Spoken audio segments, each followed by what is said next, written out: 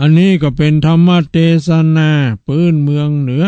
มาเล่าอู้สู่กันฟังพอจำได้ก็เป็นจะได้เนาะวิบากกรรมวิบากยอดมหาวิบากของคนเฮานี่นะบ่เชื่อก็น่าดีเชื่อนะคนเฮาเกิดมาจะได้ว่าบ่เหมือนกันเนี่ย บางคนรูปสวยรวยทรัพย์นับวิชามามีมารยาทจัดผู้ดีมีศีลธรรมแต่บางคนเกิดมารูปดำอำมหิต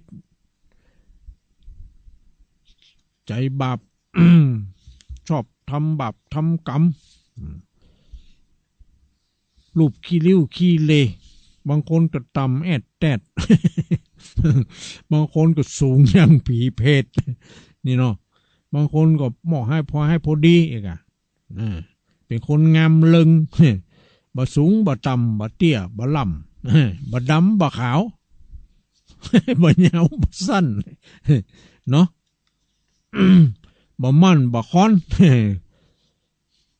บ่นอนก็บ่นิ่งเนี่ยนะอันนี้ก็เป็นเรื่องของบุญธรรมกรรมสร้างของไผมันเป็นวิบากนั่นแหละ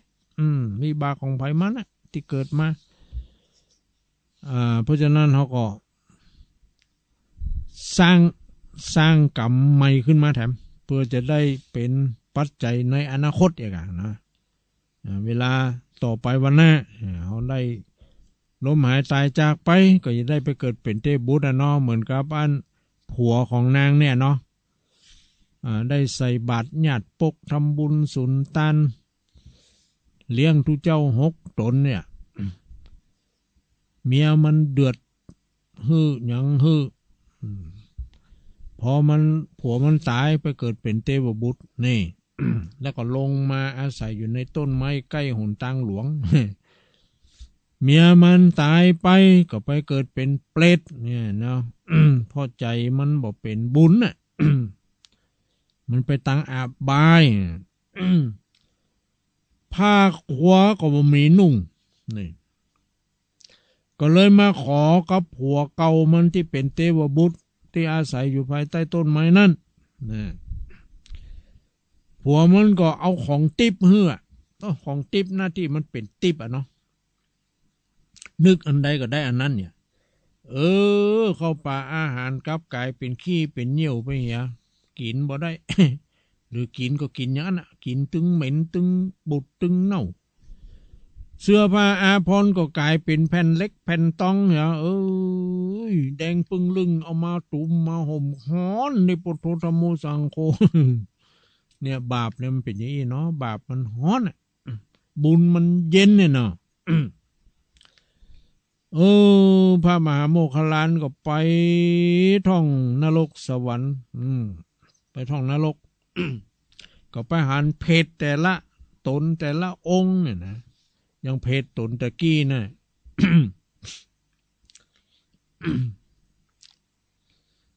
อันนั้นเต้าพริกเต้เหตุแต่อันนั้นหมอกหูนี่โคตรเต้าเนาะ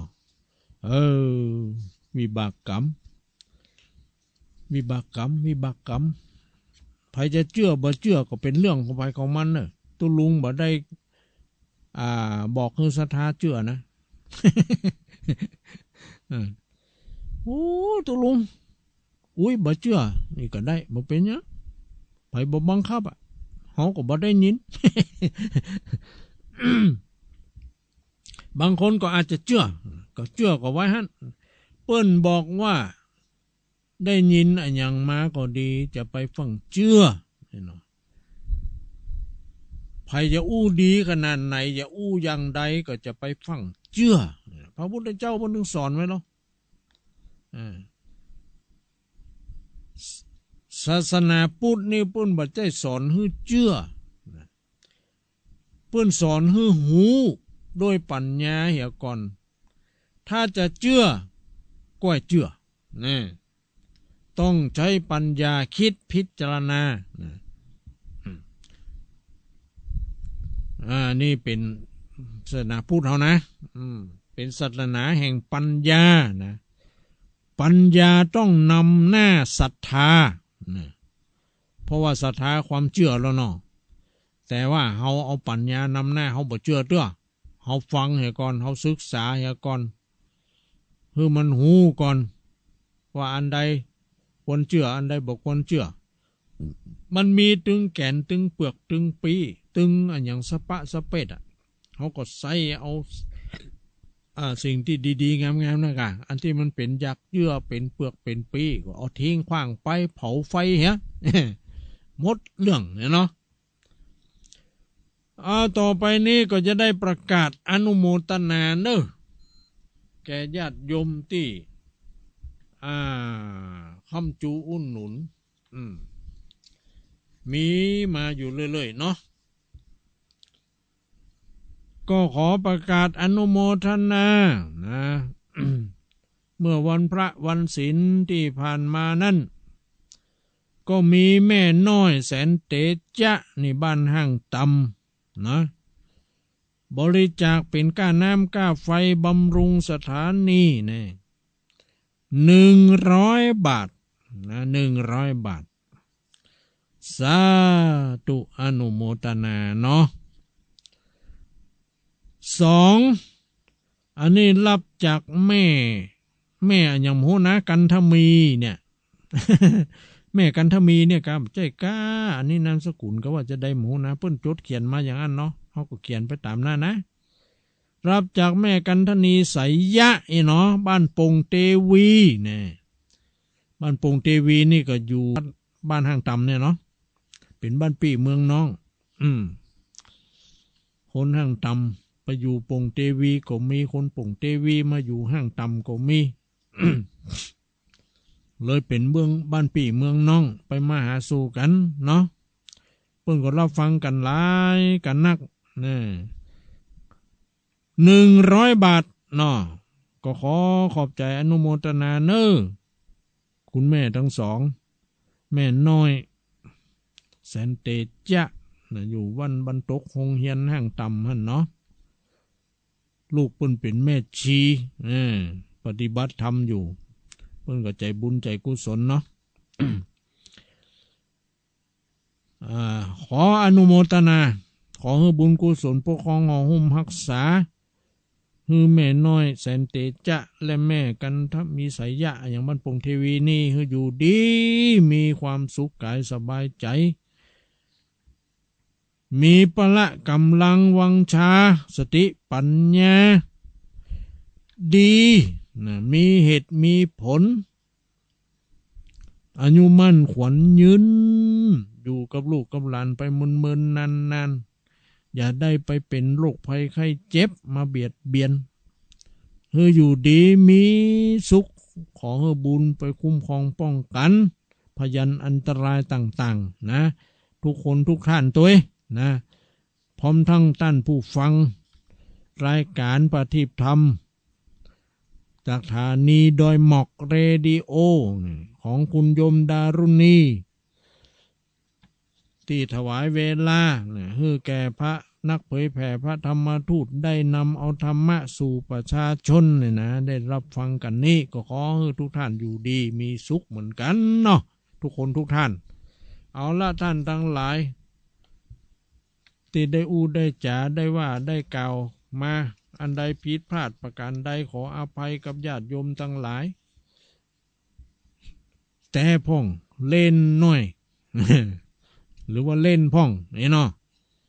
เขาจะมาค้ำเครียดเกินไปก็บ่ดีมันแก่ไวโรคภัยก็จะลุมเล้าต้องยิ้มแย้มแจ่มใสเข้าไว้นะยิ้มเข้าไว้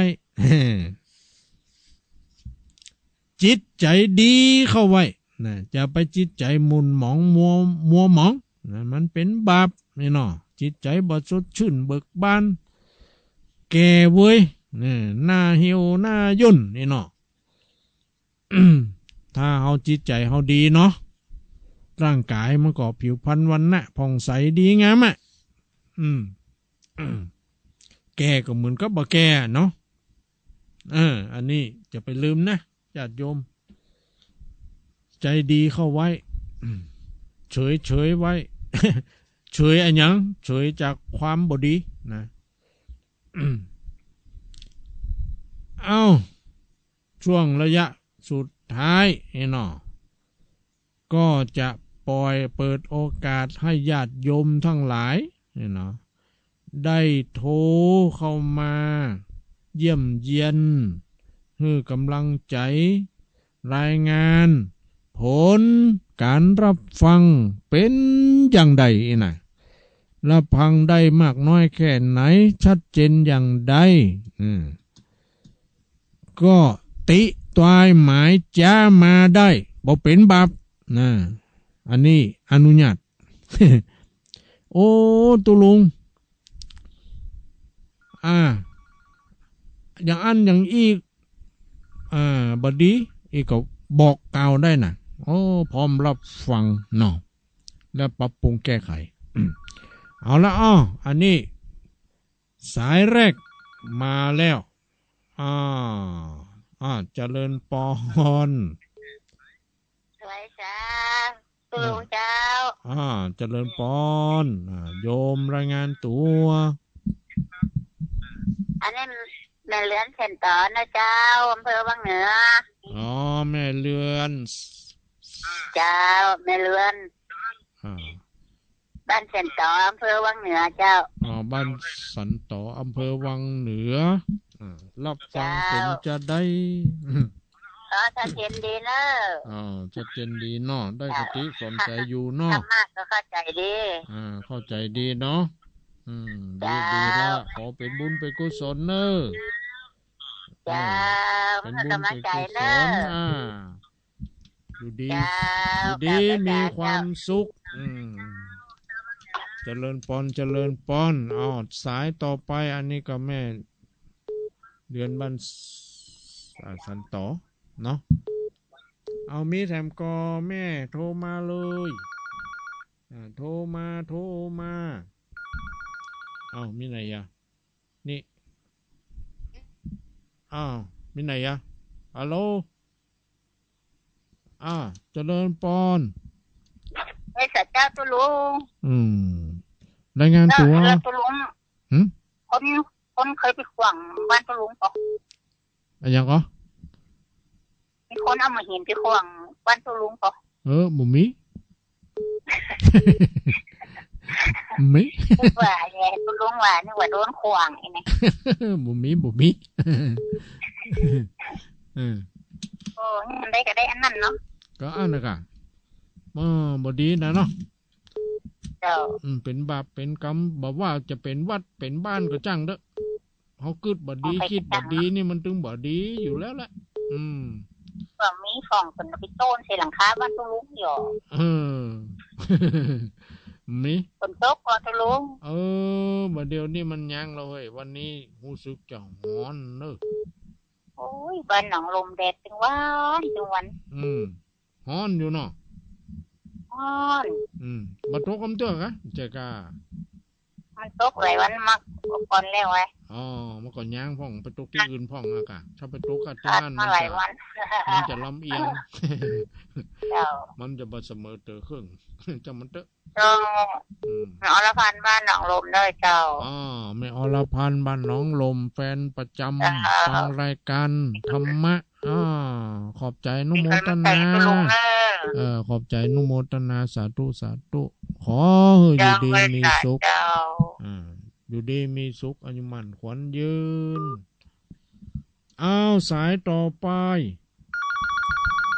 มาแล้วเจริญปอนว่าจะได้หาเจ้าขับนมัสการเจ้าตุลุงเจ้าเจริญปอ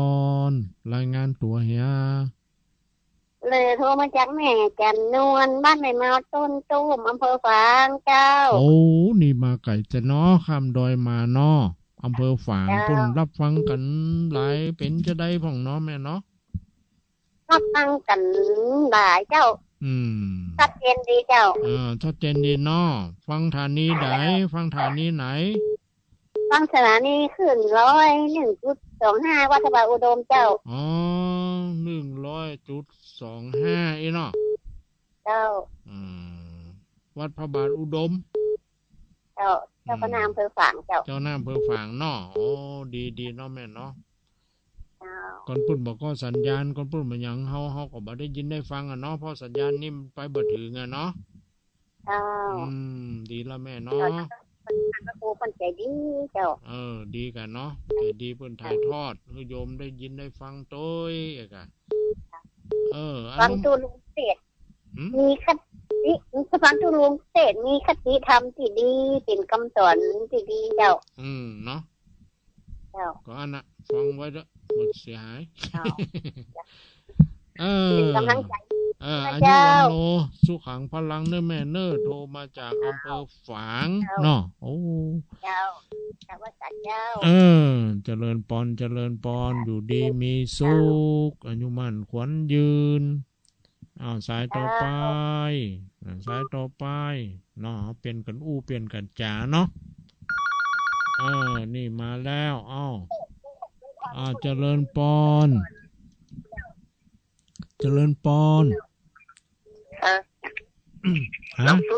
ฮะว่าจะได้โทรมาจากไหนสื่อเสียงเรื่องได้ฟังคำหม่อนนี้เนาะม่วนแหละไม่ใช่ม่วนอย่างเดียวนะต้องมีสติโดยได้ข้อคิดโดยกันเนาะนี่เนาะรู้ว่าได้ยินกะ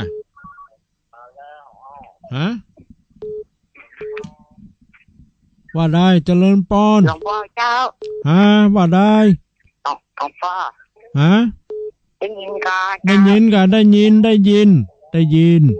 ชัดเจนดีไม่กันยาเจ้าแม่ยังก็อันยังพานเนี่ยโทรมาจากเมืองพานแม่อันยังชื่อเสียงเลี้ยงได้ชื่อเสียงเลี้ยงได้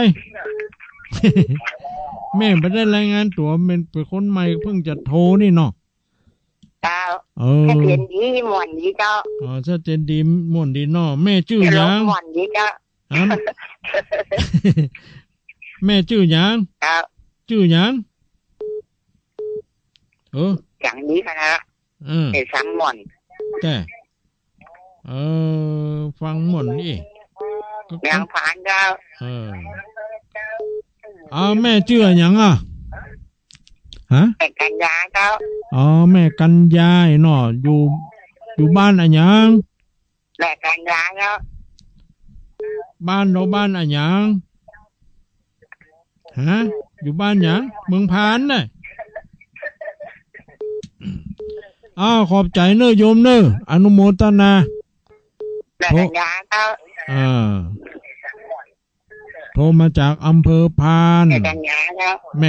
ยาเนาะสาธุอนุโมตามิอยู่ดีสบายเนอะแม่เนอะอายุมั่นขวัญยืนมาจากทุกโศกโรคภัยไข้เจ็บนะมาสันต้นเพิ่งเนาะแม่เนาะบ้านม่วงจะบัวม่วงคำอำเภอพานวัดจังไห้ดีแม่เนาะตัวอีก็เนาะแม่เนาะ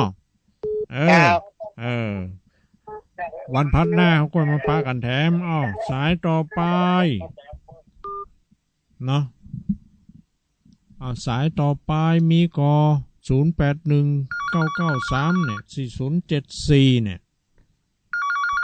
มาแล้วเจริญปอนเจ้าแกว่าสาเจ้าตุลงแม่สุกแก้วศิลาพรสีเตี้ยบ้านห้องหลับปูนเนอะมาจากสีเตี้ยบ้านห้องหลับปูนเนาะแม่จิรพรนี่กะแม่สุกแก้วเจ้าแม่สุกแก้วเนาะเจ้าฟังตุลงอยู่เด้อฟังอยู่เนาะดีแล้วเจ้าค่ะ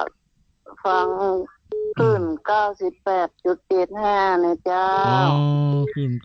98.75เปิ้นก็สัญญาณไปเนาะคือเขาได้ยินได้ฟังเนาะชัดเจนเลยเจ้าตุลง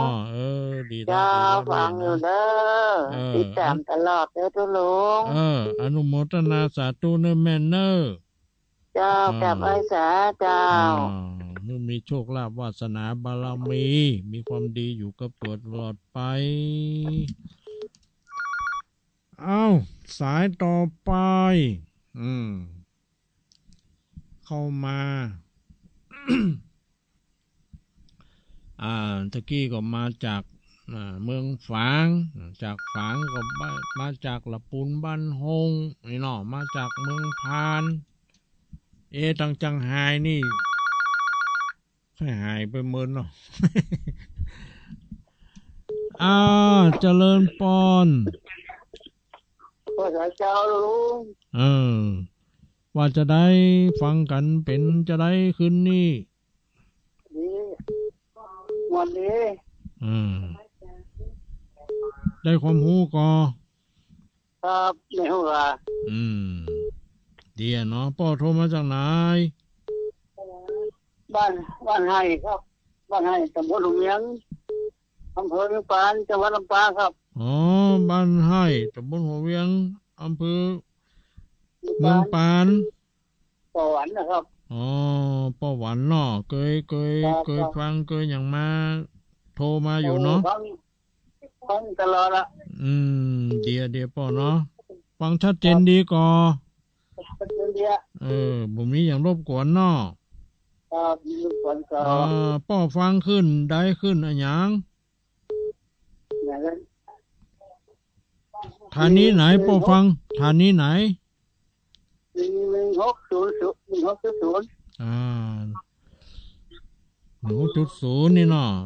เปิดทอดสัญญาณถ่ายทอดไปให้ป้อได้ยินได้ฟังเนาะดีละอายุมั่นขวัญยืนเนอป้อเนออยู่ดีมีสุขเนออยู่ดีมีสุขตลอดไปเจริญปอนเอาสายต่อไปนอนญาติโยมเนาะมีก็อีพ่ออีแม่บางคนเปิ้นก็บ่เคยโทรก็ใครโทรแต่เนอก็บ่ตันเขานี่เนาะนี่มานี่อีกสายหนึ่งเจริญปอนจะไม่สักเจ้าโทรมาจากบ้านห้องละปูนนั่นนะเจ้าบ้านห้องละปูนแม่ชัดเจนดียังไม่ใส่ทองเจ้าแม่สายทองเนาะชัดเจนดีเนาะแม่ฟังอยู่แม่ฟังขึ้นดอกตัวแม่ฟังขึ้นหยังขึ้น98.75เจ้า98.75นะฟังชัดนั่งแต่งดอกนี่ใครโหมีความสุขฟังตุลงเตธรรมเนี่ยเข้าใจดีเจ้าดีเนาะไม่ได้เครียดดิเจ้านั่นแหละฟังตัวทำงานตัวอย่างกันเนาะดีลูกอันหลานจะบวชวันที่21นี่เจ้าวันที่21วันติดเนาะทำดอกนะแต่ที่จะไปนั่นก็เปิ้นนะกะไม่ได้ไปมันกัดตรงพอดีเนาะหลานจะบวชเหตุเจ้าดีเดียเนาะโอกาสหน้าก็ไปเนาะเจ้าอนุโมทนาสาธุใจตุลงนะเจ้ากับไว้สาเจ้าอนุโมทนาสาธุฟังอยู่เป็นบุญเป็นกุศลเป็นคุณความดีสายต่อไป เขาก็เปลี่ยนกันเปลี่ยนกันโทรเนาะตุลุงรับคนเดียว